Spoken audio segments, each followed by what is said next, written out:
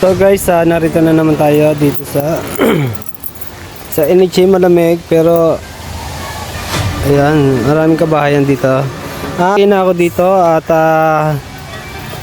meron akong isang bubble can na hindi ko nabigyan last year, kaya siya naman yung bibigyan natin ngayon ng isa. Yan, isa lang po ang bibigyan natin ngayon dito sa baba.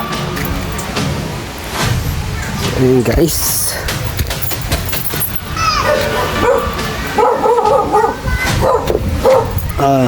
Ano po pangalan niyo?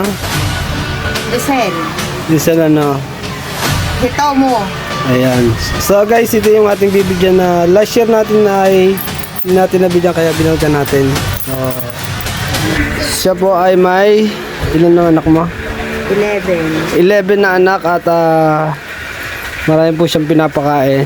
Pero may mga trabaho na naman po yung mga ibang anak niya.